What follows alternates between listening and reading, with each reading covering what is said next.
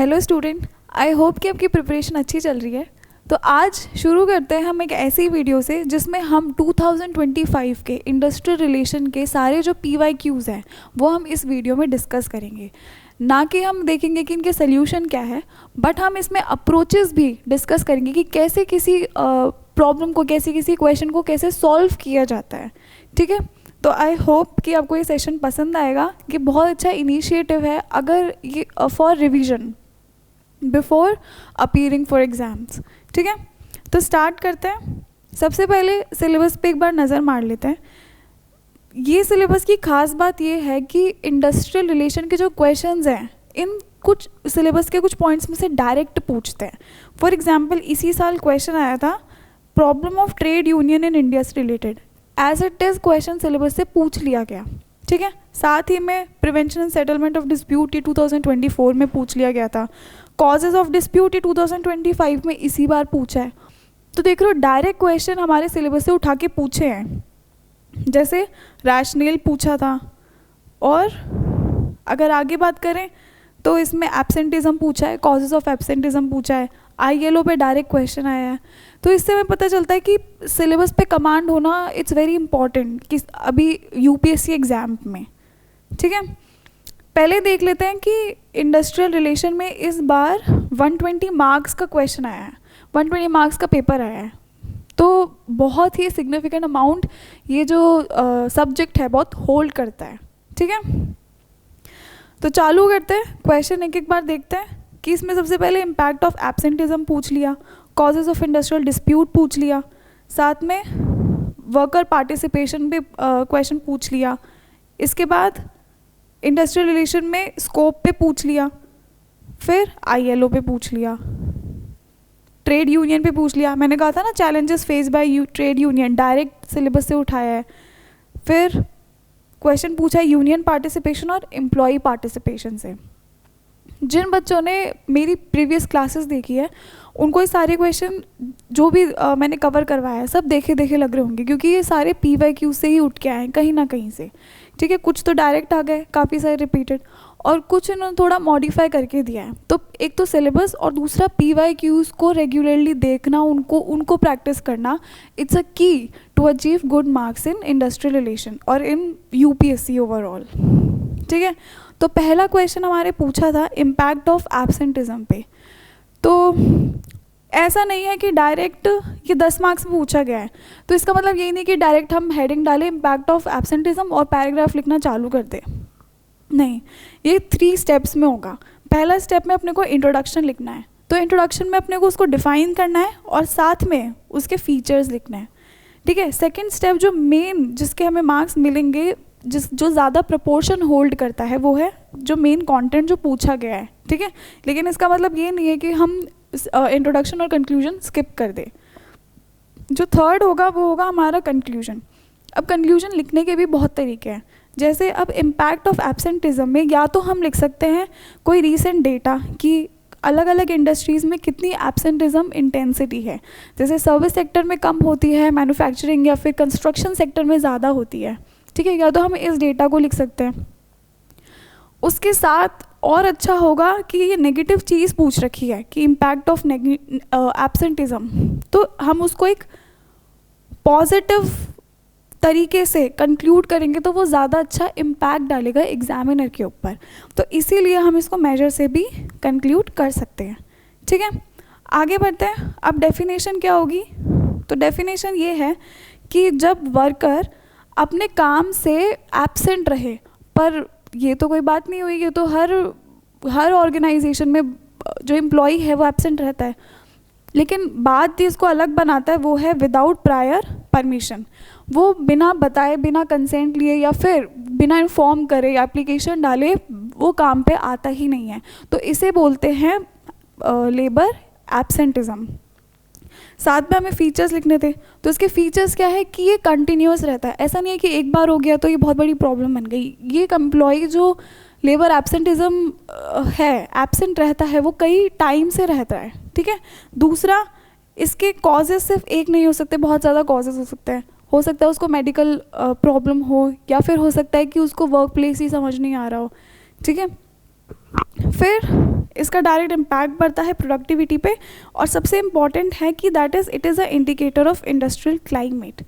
इसका मतलब ये है कि ये जैसा इंडस्ट्रियल क्लाइमेट होगा वैसे ही जो लेबर है वो एब्सेंट अपनी नेचर बताएगा। फॉर एग्जांपल, अगर जो इंडस्ट्रियल क्लाइमेट है वो क्या है, पॉजिटिव है, वो ओपन है, वो क्रिएटिव है, तो उतना ही एब्सेंटिज्म क्या होगा, कम होगा।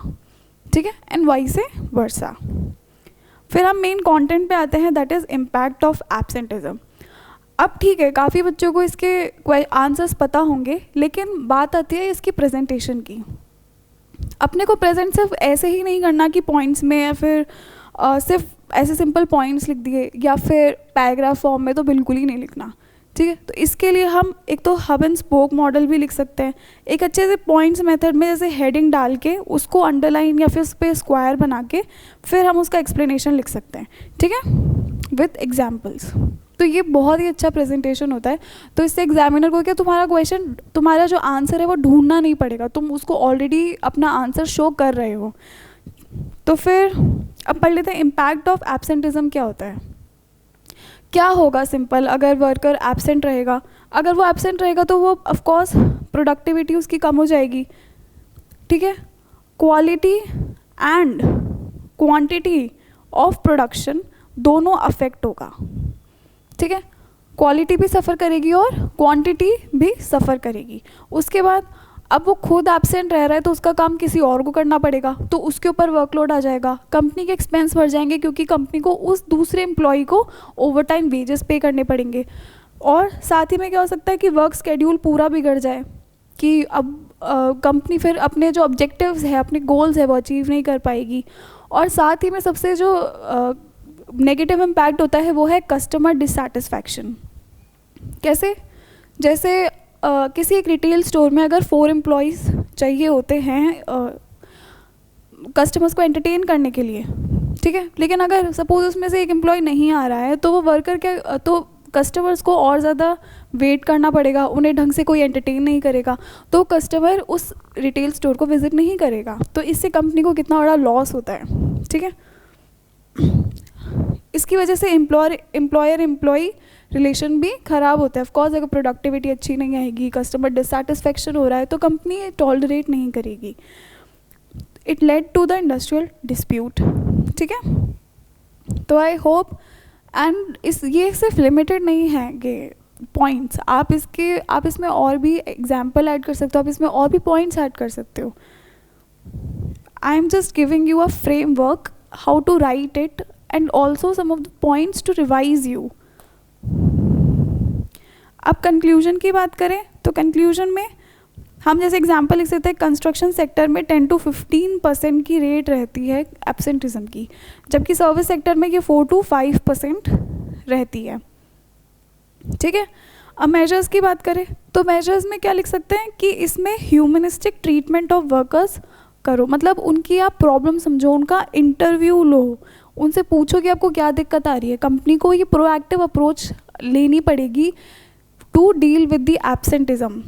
फिर कभी कभी डिसिप्लिनरी एक्शन भी लेना चाहिए कि अगर एम्प्लॉय खुद से ही नहीं आ रहा तो फिर कंपनी क्या कर सकती है, उसको रिस्ट्रिक्ट कर सकती है, फिर उसका टर्मिनेट, उसकी जो एम्प्लॉयमेंट है वो टर्मिनेट भी कर सकती है। सबसे इम्पॉर्टेंट इसमें एक और बात है, वो है जॉब रोटेशन।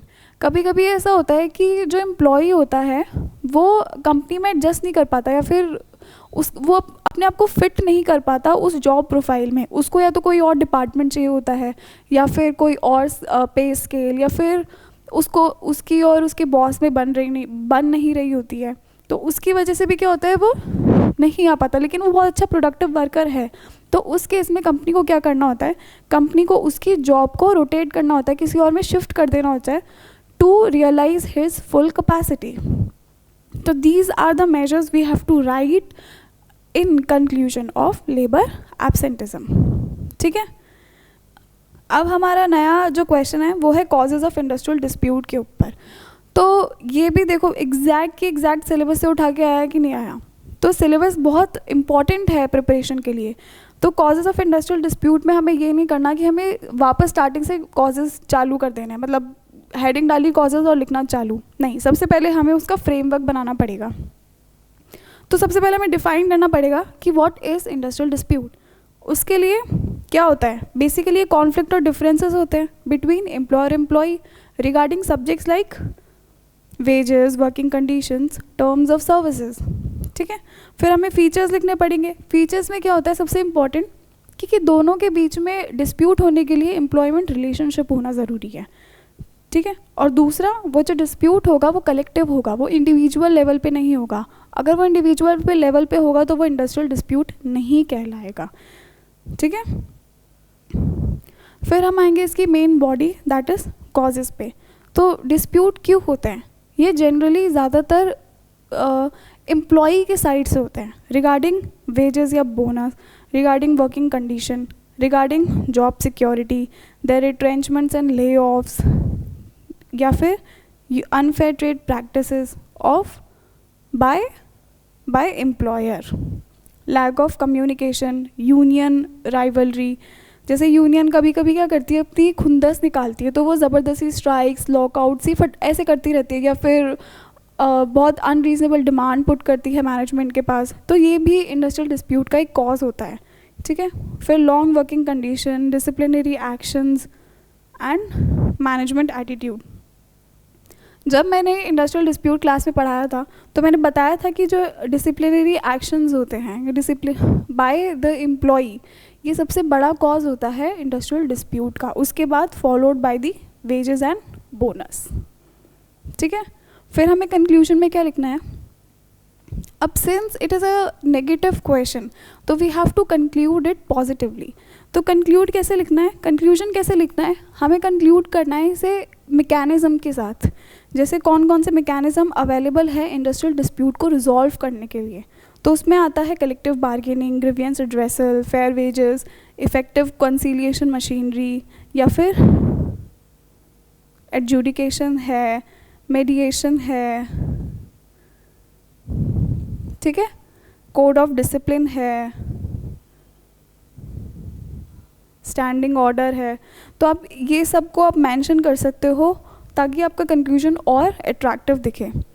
लेकिन साथ ही में एक और तरीका है कंक्लूड करने का, और वो है रियल वर्ल्ड एग्जाम्पल के थ्रू।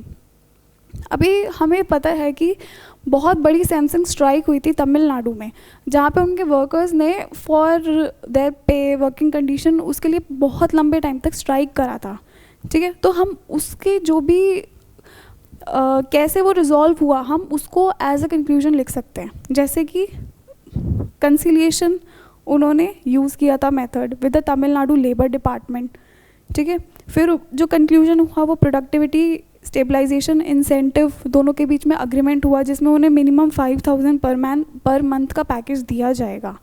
साथ ही में मेमोरेंडम ऑफ अंडरस्टैंडिंग साइन हुई, और जो भी स्ट्राइकिंग वर्कर्स थे उनका वापस रीइंस्टेटमेंट यानी वापस उनको एम्प्लॉयमेंट में लिया गया। साथ ही में वर्क प्लेस डिसिप्लिन इंश्योर किया गया और कंडीशनल स्ट्राइक विड्रॉल करी गई। तो अब इन सबको भी सैमसंग स्ट्राइक का एग्जाम्पल दोगे तो ये कंक्लूजन में बहुत अट्रैक्टिव लगेगा, ठीक है। तो अब हम अपना नया क्वेश्चन देखते हैं। Workers participation democratises work place while collective bargaining institutionalise conflict and critically evaluate this statement. ये क्वेश्चन मैंने पिछले वाले जो लेक्चर था कलेक्टिव बार्गेनिंग उसमें भी कवर कराया था। आज हम इसको पूरा कॉम्प्रहेंसिव तरीके से देख लेते हैं, ठीक है। तो इसका इंट्रोडक्शन कैसे होगा, इसका इंट्रोडक्शन ऐसे होगा, पहले हमें थोड़ा स्टेटमेंट को जस्टिफाई करना पड़ेगा, जिसमें लिखना पड़ेगा कि it highlights 2 important aspect of industrial relation, that is WPM and collective bargaining. और ये जो लाइन है ना, ये वाली बहुत ज़्यादा इंपॉर्टेंट लाइन है। क्यों? While both aim to improve employer employee relationship their approaches and outcome differ. तो हम इसमें दोनों के बीच में कनेक्शन स्टैब्लिश करने के लिए बात कर रहे हैं, ठीक है। ये कनेक्टिंग स्टेटमेंट होता है, ठीक है। अब हम सबसे पहले इस क्वेश्चन में इसको पहले जस्टिफाई करेंगे कि how worker participation brings democracy at a work place. कैसे लेके आता है भाई? वो इंक्लूसिव डिसीजन मेकिंग लेके आता है, ठीक है। वो share responsibility and authority, it improve the industrial relationship and democratic ethos वो लेके आता है, ठीक है. This is how it brings the democracy at a workplace. उसके बाद दूसरा जो स्टेटमेंट है, why collective bargaining institutionalise conflict. इसमें क्या पूछ रहा है कि कैसे कलेक्टिव बार्गेनिंग जो कॉन्फ्लिक्ट है उसको रिजॉल्व करने के लिए कैसे मैकेनिज्म बनाता है, कैसे वो एक इंस्टीट्यूशन स्टैब्लिश कर देता है फॉर कॉन्फ्लिक्ट रेजोल्यूशन. कैसे करता है? ये करता है बाय फॉर्मल प्लेटफॉर्म. ये प्लेटफॉर्म क्रिएट करता है एम्प्लॉयर एम्प्लॉई के लिए, ताकि दोनों आके ऐसा अग्रीमेंट बनाए, अपने जो भी कन्फ्रंटेशन है उनका अग्रीमेंट बनाए जिसे वो फॉलो कर सकें. मतलब ये कॉन्फ्लिक्ट को किस में कन्वर्ट करता है? इन नेगोशिएशन को. ये दोनों की जो डिमांड्स है वो लेजिटिमाइज करता है. साथ में एक प्रोसीजर स्टैब्लिश करता है फॉर सॉल्विंग देयर डिस्प्यूट्स. तो this is how we can say that collective bargaining institutionalise conflict. ये बहुत इंपॉर्टेंट है, बहुत ज़्यादा इंपॉर्टेंट है, यही मार्क्स दिलाएगा. साथ में इसमें क्वेश्चन में पूछा गया था क्रिटिकली इवैल्यूएटेड. क्रिटिकली इवैल्यूएट का मतलब है हमें लिमिटेशन लिखनी है वर्कर पार्टिसिपेशन की और कलेक्टिव बार्गेनिंग की.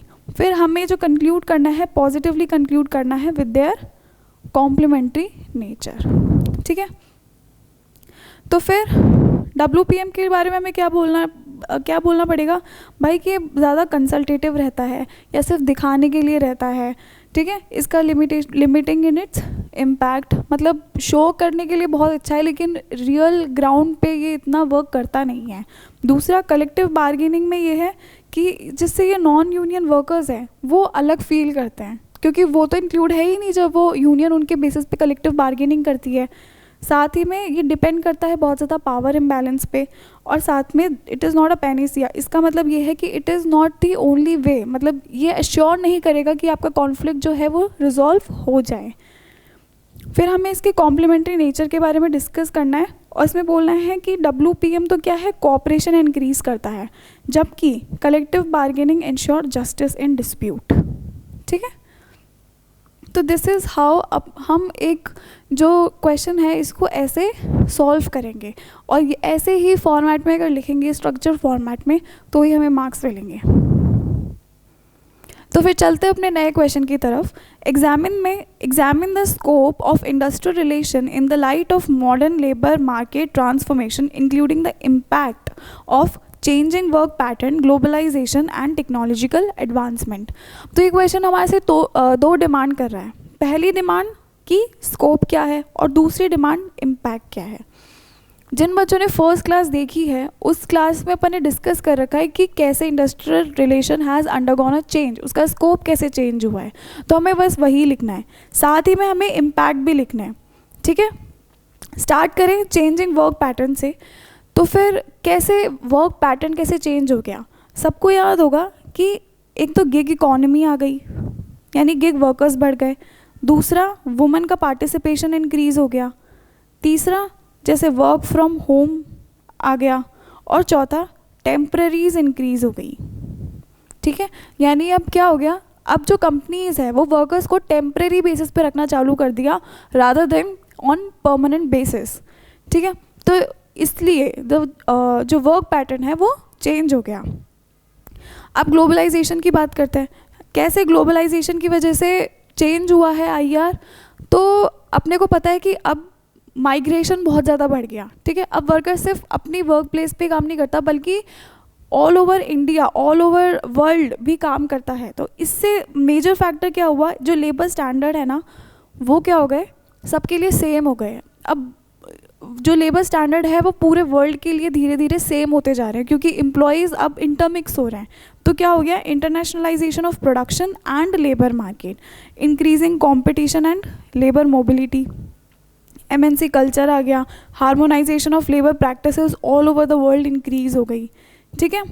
तीसरा अगर हम बात करें टेक्नोलॉजिकल एडवांसमेंट की, तो AI आ गया, ठीक है, ऑटोमेशन आ गया, डिजिटल प्लेटफॉर्म्स आ गए. अगेन इससे टेम्परेरीज इंक्रीज़ होती है.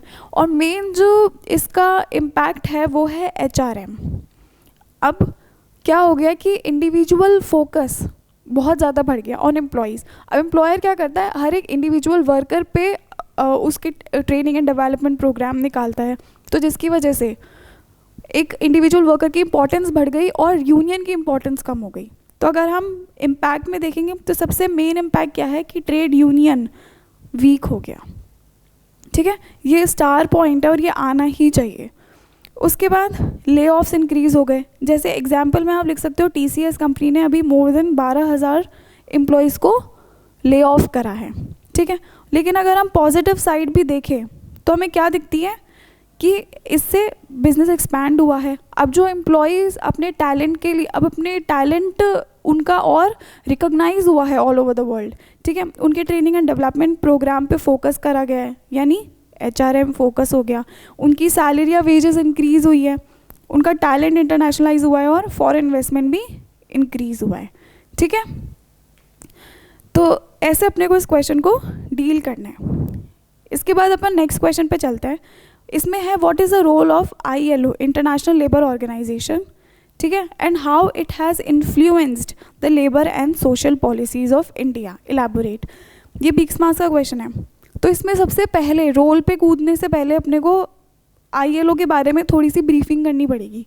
जैसे वो कब स्टैब्लिश हुई थी, वो एक UN स्पेशलाइज्ड एजेंसी है। ठीक है, इंटरनेशनली रिकॉग्नाइज लेबर स्टैंडर्ड्स के लिए जानी जाती है। फिर इसका ट्राइपार्टिएट स्ट्रक्चर है, गवर्नमेंट एम्प्लॉय वर्कर रिप्रेजेंटेटिव पे वो बहुत फोकस करती है। ठीक है, अब हम चलेंगे रोल ऑफ ILO पे। क्या रोल है ILO का? अपन जब भी देखते हैं कि बड़ी बड़ी इंटरनेशनल ऑर्गेनाइजेशन होती है, ये फेमस होती है अपनी कन्वेंशंस के लिए। कन्वेंशंस क्या होती है? दे आर रिकमेंडेशन जो कि हर कंट्री को फॉलो करनी होती है। वैसे ही सबसे जो मेन काम है वो क्या है? कन्वेंशंस के लिए। ठीक है, फिर और क्या है ILO का काम? वर्कर्स का राइट प्रोटेक्ट करना, उनको ट्रेनिंग एंड डेवलपमेंट प्रोग्राम करना, उनकी कैपेसिटी बिल्डिंग करना, ये देखते रहना कि कई कंट्री इस चीज़ को वायलेट तो नहीं कर रही है। ठीक है, उनके लिए प्लेटफॉर्म कंटिन्यूअस प्रोवाइड करना ताकि उनके जो ग्रीवियंसेस है वो डिड्रेस हो सके। अब हम आते हैं how it has influence the policies of India. तो ये समझने से पहले अपन ये देखते हैं कि इस क्वेश्चन को कैसे करना है। अब ऐसा तो है नहीं कि ILO ने सिर्फ ये पर्टिकुलर सिर्फ 2 या 3 चीज़ों में कंट्रीब्यूट करा है। ऐसे क्वेश्चंस में अपन बहुत ज़्यादा वाइडर स्कोप लेते हैं, यानी हम देखेंगे कि जो भी पॉलिसीज़ लेबर से रिलेटेड है या इंडस्ट्रियल रिलेशन से रिलेटेड है वो कहीं ना कहीं ILO से इन्फ्लुएंस्ड है। जैसे अगर हम बात करें कॉन्स्टिट्यूशन की, तो कॉन्स्टिट्यूशन में क्या है? DPSP है। DPSP में बहुत सारी बातें करी है लेबर की, जैसे WPM की बातें करी है। ठीक है, इक्वल रेन्यूमरेशन की बात करी गई है और जस्ट एंड ह्यूमेन कंडीशंस की बात करी गई है।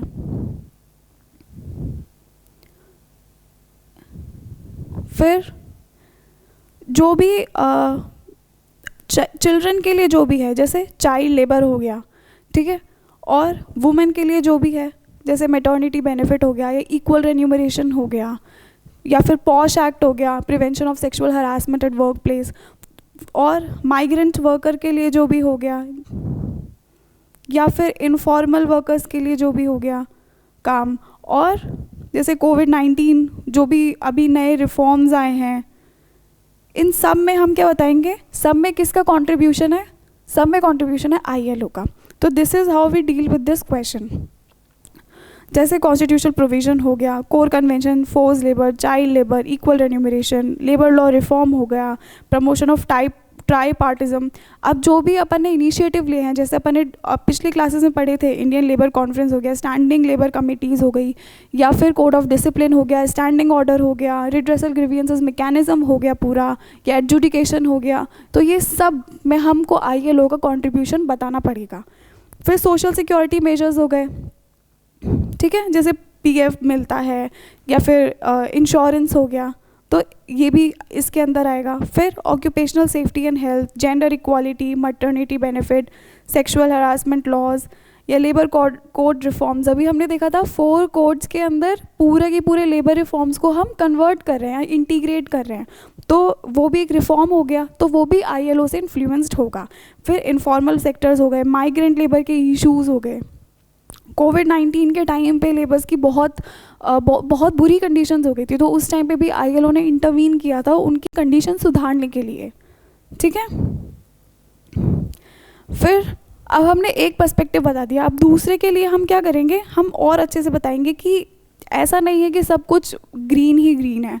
तो इंडिया ने बहुत सारी जो ILO कन्वेंशन है उनको रेटिफाई ही नहीं किया, उनको मानता ही नहीं है कंपेयर टू मैनी नेशंस। और इंडिया में प्रॉब्लम क्या है कि पॉलिसी तो हम अच्छी बना लेते हैं लेकिन जो उनका इम्प्लीमेंटेशन है उसमें गैप रह जाता है, तो अपन इसको भी मेंशन कर सकते हैं।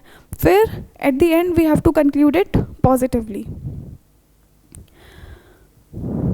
फिर नेक्स्ट क्वेश्चन पे आते हैं, define trade union, what are the challenges faced by the trade union in present times, elaborate. तो ये बहुत ही इजी क्वेश्चन है, बहुत रिपीटेड क्वेश्चन है और ये एग्जैक्टली आपको पता होगा कि सिलेबस से उठ के आया है 20 मार्क्स में, ठीक है। तो इसको तो प्रिपेयर करना बहुत ही इंपॉर्टेंट है। अब कहते हैं व्हाट डिफाइन ट्रेड यूनियन, तो पहले अपने को ट्रेड यूनियन बताना पड़ेगा, उसकी डेफिनेशन देनी पड़ेगी, मीनिंग देना पड़ेगा, उसके फीचर्स देने पड़ेंगे, उसका स्टेटस देना पड़ेगा, ठीक है। कुछ हमें इसके पॉजिटिव्स देने पड़ेंगे और कुछ नेगेटिव। नेगेटिव में अपन ये पूरा चैलेंजेस डिस्कस करेंगे। तो आई होप कि आप ये खुद से कर सकते हो, ठीक है, क्योंकि ये बहुत ईजी है और ये बहुत बहुत अच्छे से क्लासेस में कवर किया गया है। अब हम चैलेंजेस एक बार देख लेते हैं, क्या चैलेंजेस आते हैं ट्रेड यूनियन पे। तो सबसे जो बड़ा चैलेंज है वो है कि मेंबरशिप, उनके पास मेंबरशिप ही नहीं है। According to a data less than 10% people ही किससे एसोसिएटेड है, ट्रेड यूनियन से। क्यों? क्योंकि इनफॉर्मल सेक्टर भी बहुत ज़्यादा है। दूसरी चीज़, मल्टीप्लिसिटी ऑफ यूनियन, यानी कि more than 60% of PSUs have more than 2 trade unions. तो जिसकी वजह से क्या होता है, राइवलरी हो जाती है ना, बेमतलब की स्ट्राइक्स होती है अपना जो पोजीशन है उसको और इन्हांस करने के लिए, तो ये भी ट्रेड यूनियन को वीक करता है।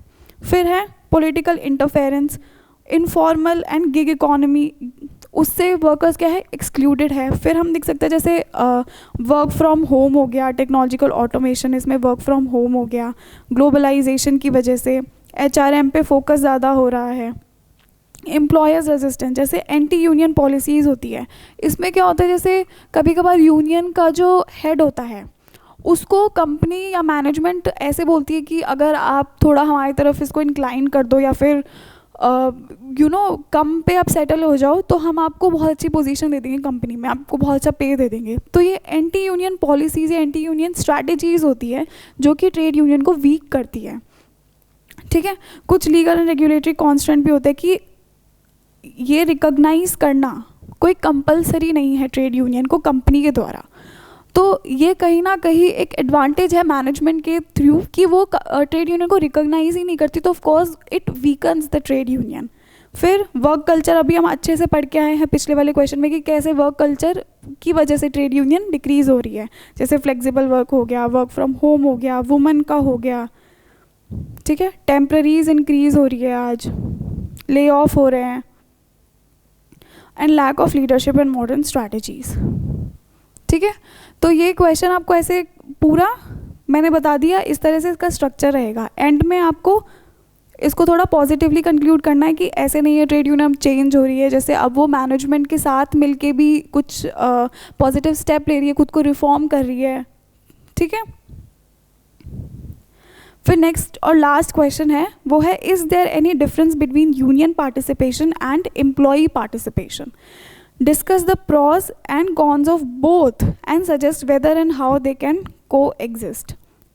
तो पहले अपने को इसमें बताना है डिफरेंस। डिफरेंस हमेशा अपन टैब्यूलर फॉर्म में बताएंगे, इसमें मैंने समझाने के लिए वैसे नॉर्मल फॉर्मेट में लिखा है, लेकिन टैब्यूलर फॉर्म विथ बेसिस ये सबसे ज़्यादा अट्रैक्टिव वे होता है अपने क्वेश्चन को प्रेजेंट करने का when it comes to difference, ठीक है। तो होता क्या है, यूनियन पार्टिसिपेशन और एम्प्लॉई पार्टिसिपेशन में क्या डिफरेंस होता है। तो यूनियन पार्टिसिपेशन तो एक कलेक्टिव पार्टिसिपेशन होती है, तो इसके अंदर जो वर्कर्स होता है वो क्या है, इनडायरेक्ट पार्टिसिपेट करता है, यानी थ्रू यूनियन, ठीक है। और इसमें क्या क्या किस किस तरीके से वो पार्टिसिपेट करता है, जैसे कलेक्टिव बार्गेनिंग के थ्रू करता है ना। लेकिन जब हम बात करते हैं एम्प्लॉई पार्टिसिपेशन की, तो एम्प्लॉई पार्टिसिपेशन में एक इंडिविजुअल एम्प्लॉई जाके क्या करता है, पार्टिसिपेट करता है, यानी डायरेक्ट इसमें पार्टिसिपेशन होता है, साथ में इंडिविजुअल लेवल पे होता है। और इसमें क्या, और इसमें वो कैसे पार्टिसिपेट करता है, थ्रू जैसे WPM हो गया या फिर क्वालिटी सर्कल हो गए। मोर ओवर जो यूनियन पार्टिसिपेशन होता है इसमें कलेक्टिव होता है, तो फिर डिमांड्स क्या रहती है, बेसिकली ज़्यादा इकोनॉमिक डिमांड्स रहती है। लेकिन हम बात करें एम्प्लॉय पार्टिसिपेशन में तो डिमांड ज़्यादा इंडिविजुअल प्रोडक्टिविटी पे रहती है या फिर खुद की ग्रोथ पे रहती है, ट्रेनिंग एंड डेवलपमेंट पे रहती है। कि एम्प्लॉय बोलता है कि आप हमारे लिए ट्रेनिंग नहीं करवा रहे हो, हमारी स्किल्स कम हो रही है, तो इसलिए इस लेवल को बोलते हैं एम्प्लॉय पार्टिसिपेशन। ठीक है, तो ये डिफरेंसेस मैंने लिखे हैं। प्लस एक और डिफरेंस है कि वो कॉन्फ्लिक्ट बेस्ड होता है। यूनियन पार्टिसिपेशन क्या होता है, कॉन्फ्लिक्ट बेस्ड होता है, लेकिन जो एम्प्लॉय पार्टिसिपेशन है वो कंसल्टेटिव वे में होता है। ठीक है, फिर हम प्रोज एंड कॉन्स डिस्कस कर लेते हैं यूनियन पार्टिसिपेशन की। क्या होंगे पॉजिटिव अगर यूनियन पार्टिसिपेशन हो रहा है तो? ऑफकोर्स जैसे अपना जो भार है, वेट है, वो ज़्यादा बढ़ेगा, मैनेजमेंट को अपनी बात सुननी पड़ेगी। ठीक है, वर्कर्स, एंटायर वर्कर राइट्स की बात होती है। फिर it provides bargaining power and act as a check on arbitrary employer action. ठीक है, जो ट्रेड यूनियन क्या है वो रेगुलरली चेक करती रहती है कि भाई वर्कर्स के राइट वायलेट तो नहीं हो रहे। ठीक है, और उन पे अगर ऐसा होता है तो जैसे पहले बात से स्टार्ट होता है, फिर स्ट्राइक्स लॉकआउट पे चली जाती है। जैसे सैमसंग का एग्जांपल हम लिख सकते हैं कि उनके साथ जो इनजस्टिस हो रहा था वो स्ट्राइक्स के थ्रू, यूनियन के पार्टिसिपेशन के थ्रू वो क्या हो गया, रिजॉल्व हो गया। लेकिन साथ में कॉन्स भी है, तो वही हम क्या लिखेंगे, सारे चैलेंजेस लिखेंगे जो हमने पिछले वाले क्वेश्चन में पढ़े थे कि क्यों ट्रेड यूनियन आज स्ट्रॉन्ग हो रही है, फिर क्यों कुछ वो अचीव नहीं कर पा रही जिस चीज़ के लिए वो बनी थी। जैसे it is very limited to economic issues हमने कर लिया, पॉलिटिकल इंटरफेरेंस हो गया, या वर्क फ्रॉम होम हो गया, टेम्परेरीज इंक्रीज़ हो रही है। तो ये सारे के सारे फैक्टर्स किस में आ जाएंगे, कॉन्स में आ जाएंगे। फिर एम्प्लॉय पार्टिसिपेशन का क्रिटिकल इवैल्यूएशन कर लेते हैं। प्रॉज में क्या आएगा, इसमें फोकस क्या होता है, प्रोडक्टिविटी पे फोकस होता है ज़्यादा। ठीक है, इस पर ट्रस्ट एंड कोऑपरेशन बढ़ता है, इसमें उसकी ग्रोथ होती है, कंपनी को भी फ़ायदा मिलता है, और इट रिड्यूसेस इंडस्ट्रियल डिस्प्यूट। इसमें स्ट्राइक्स लॉकआउट नहीं होते, तो इट इज़ मोर रिलायबल। फिर हम कॉन्स की अगर बात करें तो इसमें क्या होता है कि इसमें एम्प्लॉयज़ का इतना दम नहीं होता, इतना वेट नहीं होता, तो वो एज अ टोकनाइजेशन भी वो मैनेजमेंट उसको कभी कभी ट्रीट करती है कि उसकी डिमांड्स इतनी फुलफिल ना हो। फिर उनके पास एक्सपर्टीज़ नहीं होती इतनी, उनको कहीं से, जैसे अगर ट्रेड यूनियन को किसी भी कंपनी में जैसे C2 होता है, वो सेंट्रल लेवल पे होता है, वो हेल्प कर देता है, वो एक्सपर्टीज़ प्रोवाइड करता है कि तुम्हें अब ये एक्शन लेना चाहिए या फिर ये लीगल हेल्प सीख करनी चाहिए। लेकिन इंडिविजुअल लेवल को ये सब जो लग्जरीज है वो नहीं मिलती है। फिर it may be consultative not decisive. ठीक है, तो ये अपन ने पूरा कवर कर लिया। उसके बाद हाँ, एक और लास्ट पोर्शन जो बचा था वो है कैन दे को एग्जिस्ट। यस, को existence is possible and desirable. Of course अपने को पॉजिटिवली ही कंक्लूड करना है। तो यूनियन तो क्या करेगी, सारे वर्कर्स का इकोनॉमिक बेसिस देख लेगी, लेकिन एम्प्लॉय पार्टिसिपेशन, कोऑपरेशन इंक्रीज़ करेगी इन डिसीजन मेकिंग, वो प्रोडक्टिविटी पे फोकस करेगी। ठीक है, वो सोशल फैक्टर्स पे ज़्यादा फोकस करेगी। So together they can balance conflict resolution and collaboration. ठीक है, तो this is how we have done the 2025 industrial relation question. ऐसे करके हमने 120 मार्क्स का जो पेपर है वो डिस्कस कर लिया। ये पूरा एक वो नहीं है कि बस ये लिमिटेड है, इसमें बहुत सारे पॉइंट्स और ऐड होंगे और बहुत सारे एग्जांपल्स जो आप खुद के मर्ज़ी से ऐड करना जो आप कर सकते हो। ठीक है, और आपको करने ही पड़ेंगे अगर आपको अपना क्वेश्चन थोड़ा अलग बनाना है। तो मैंने बस आपको एक गाइडेंस दी है कि कैसे क्वेश्चन को सॉल्व करना और कैसे क्वेश्चन आते हैं। ठीक है, तो अपन ये सीरीज़ कंटिन्यू करेंगे, 5 साल के क्वेश्चन अपन सारे डिस्कस करेंगे। So thank you so much, I hope you like the session.